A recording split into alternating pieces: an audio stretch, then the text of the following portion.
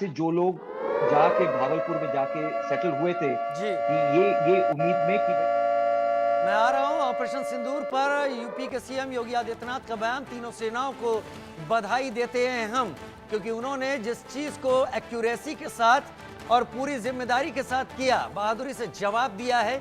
और ऐसा जवाब दिया है कि आतंकियों को अपना खानदान तक खोना पड़ा है। और अजीब बात यहां पर यह है कि आतंकियों को पालने और पोसने वाले भी इस वक्त बुरे हालत में हैं और परेशान हैं। धमाकों की आवाज उनके भी कानों में गूंज रही है। तीनों सेनाओं को बधाई। सुनाते हैं योगी आदित्यनाथ ने क्या कहा।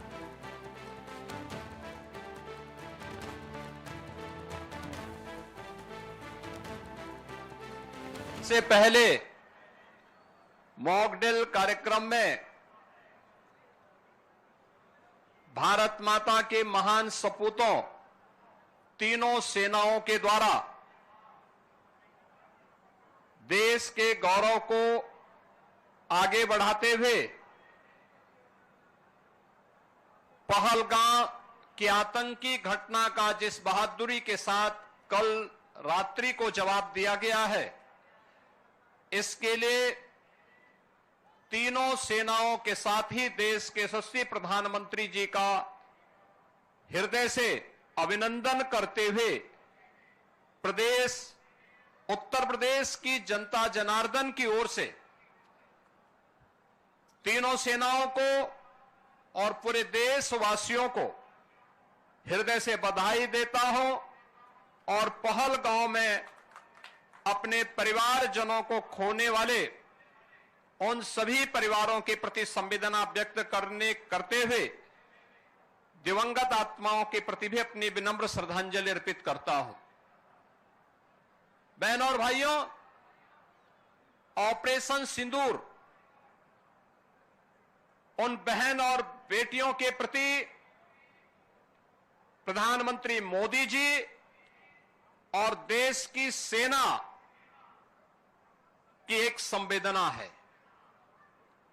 जिन लोगों ने भारत की बहन और बेटियों के सिंदूर को छीनने का दुस्साहस किया था, कल की स्ट्राइक में उन्हें अपना खानदान खोना पड़ा है। और दुश्मन के काराना हरकतों का जवाब ये नया भारत इसी मजबूती के साथ देगा। यह प्रधानमंत्री जी ने पहले दिन ही देशवासियों को आश्वस्त किया था और कल की घटना में एक बार फिर से नए भारत ने यह साबित भी किया है।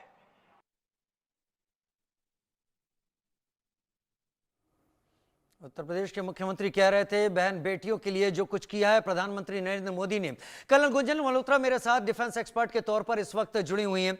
कर्नल गुंजन मल्होत्रा, भारत ने जो इस वक्त एक्शन लिया है, क्या भारत उम्मीद कर रहा है? वैसे तो किसी भी माहौल में सेनाएं तैयार हैं और अपने एडवर्सरी को कम नहीं आंक रही हैं, लेकिन क्या भारत उम्मीद कर रहा है कि पाकिस्तान रिटेलिएट करेगा? और अगर पाकिस्तान रिटेलिएट करता है तो क्या जो लगातार बात चल रही है कि पाकिस्तान फिर बड़ी आसानी से 5 अहम टुकड़ों में टूटेगा, जिसमें बलूचिस्तान एक अलग कंट्री बनेगा, सिंध एक अलग कंट्री, ईस्ट पंजाब एक अलग, पीओके भारत के पास और बचा वजीरिस्तान खैबर पख्तूनख्वा अफगानिस्तान के हिस्से?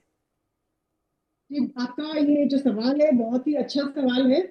एक्चुअली पाकिस्तान मोस्टली रिटेलिएट नहीं करेगा, मुझे नहीं लगता कि रिटेलिएट करेगा, बट अगर रिटेलिएट करेगा तो हमारी जो फोर्सेस हैं, whether it is army, navy या एयरफोर्स, सब इतनी सक्षम हैं और हमारे प्रधानमंत्री जी के नेतृत्व में जिस सूझबूझ से उन्होंने अभी पिछले 24 घंटे का काम किया है, या 22 अप्रैल के बाद जब हुआ था अटैक, जो प्रॉब्लम हुई थी पहलगाम में, उसके बाद जिस तरह से 2 हफ्ते में आराम से सोच समझ के सारा कुछ किया गया है, प्लानिंग के साथ किया गया है, मुझे लगता है पाकिस्तान कहीं ना कहीं इनसे डरेगा।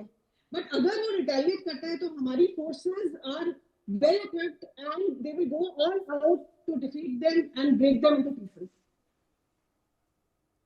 ये जो टेरेन है, इतना समय लगा, हम लगातार इस बारे में सोच रहे थे कर्नल गुंजन मल्होत्रा कि भारत बहुत वक्त ले रहा है। हालांकि जब हम छोटा सा एग्जाम देते हैं तो उसके लिए एक बड़ी तैयारी करते हैं। यहां तो एनिमी टेरिटरी को पेनिट्रेट करना था। शायद पहली बार हुआ है कर्नल गुंजन मल्होत्रा कि पीओके से हटकर पाकिस्तान की टेरिटरी के 100 किलोमीटर अंदर तक बहावलपुर को टारगेट कर देना, जो कि एक सबसे बड़ा कैंटोनमेंट कहा जाता है पाकिस्तानी आर्मी का, और एयर डिफेंस भी वहां पर काफी तगड़ा है। अगर वहां पिन पॉइंट किया जा सकता है, मैसेज क्या है पाकिस्तान को?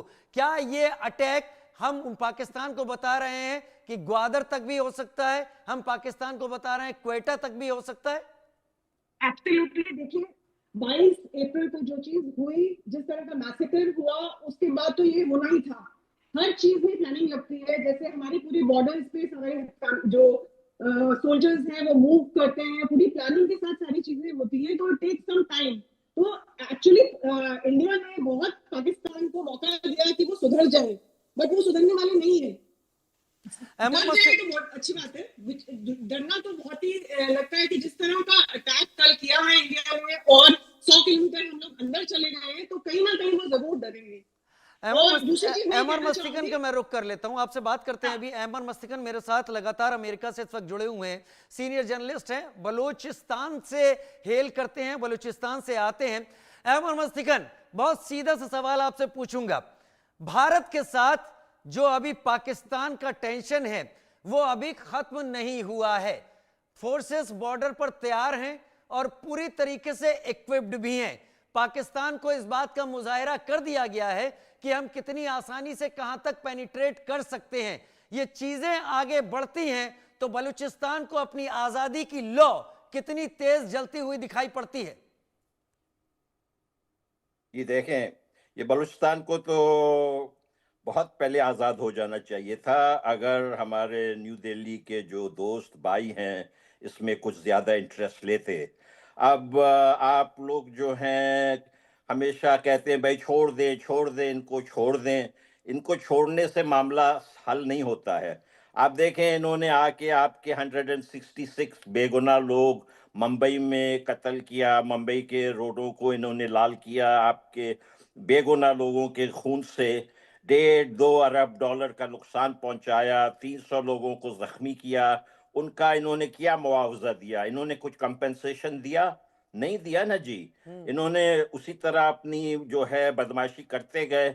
इनका इलाज देखे, बलूचिस्तान को मुझे थोड़ी सी हैरत होती है कि अब डोनाल्ड ट्रंप को भी बलूचिस्तान नजर आ रहा है। वो यहाँ के मिनरल्स माइंस की बात कर रहा है। आप तो हमारे हमसाया हैं, आप सबसे पहले इसमें इंटरेस्ट लें। मैंने कल भी अपील की थी, जो आपके जो बड़े साहूकार लोग हैं एल्टा माउंट रोड पे मुंबई में, उनको आउटरीच करनी चाहिए। दुनिया के ये बड़े बड़े लोगों में उनका पहुंच है। सिर्फ और सिर्फ हिंदुस्तान की पॉलिटिकल और मिलिट्री लीडरशिप नहीं, बल्कि बिजनेस लीडरशिप को आगे बढ़ के कहना चाहिए कि ये पाकिस्तान को अब खत्म होना चाहिए। पाकिस्तान को अब खत्म होना चाहिए, और पाकिस्तान का खत्म होना एक ऐसे मुल्क के आगे बढ़ने का रास्ता तैयार करेगा जिसको बलूचिस्तान कहते हैं, जो पिछले कई सालों से गुलामी की जिंदगी जी रहा है। आप दोनों बने रहे हमारे साथ, एक छोटा सा ब्रेक ले रहे हैं, जल्द हाजिर होते हैं।